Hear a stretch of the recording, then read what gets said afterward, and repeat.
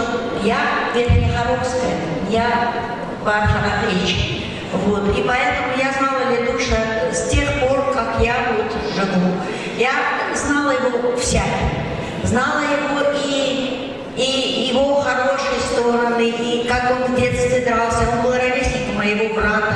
Не было дня, чтобы они не дрались, но и дружили. Он был удивительный, он никогда не позволял себе плохо выглядеть. Он всегда был одет с иголочки.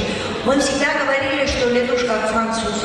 Он ходил зимой в черном элегантном пальто в гражданскую войну, когда люди были все депрессированы и все были в плохом настроении. А он шел и размахивал своим белым шарфом. Это было удивительно. Я всегда смотрела на него и училась у него тому, что он вот умел держаться, умел держать удар в любое время дня и ночи. Он был удивительный, он был замечательный. Я всегда сравнивала его, смотрела на него, думала, вот он живой, мы на него смотрим. Но сможем ли мы оценить его в те времена, когда нет?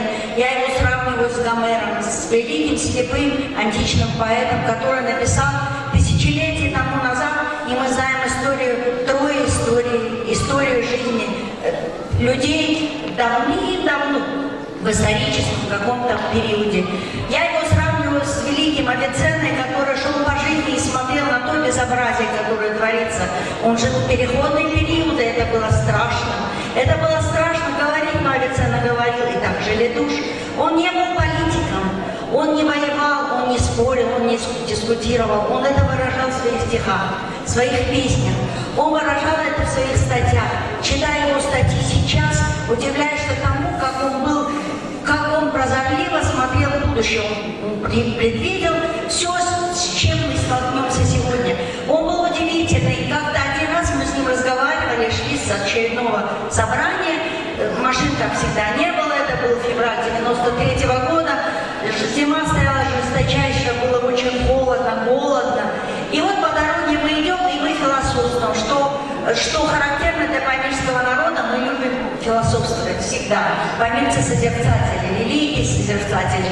И он мне говорит об одном великом политике. Он говорит, как ты думаешь, он великий? Я говорю, да, он великий, он разбудил нас. Как ты думаешь, он звезда? Я говорю, наверное, он звезда.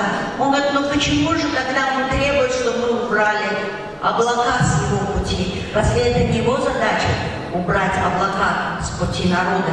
То есть он был удивительный философ, но я никогда не видела, что он вступал в дискуссии или спорил с кем-то.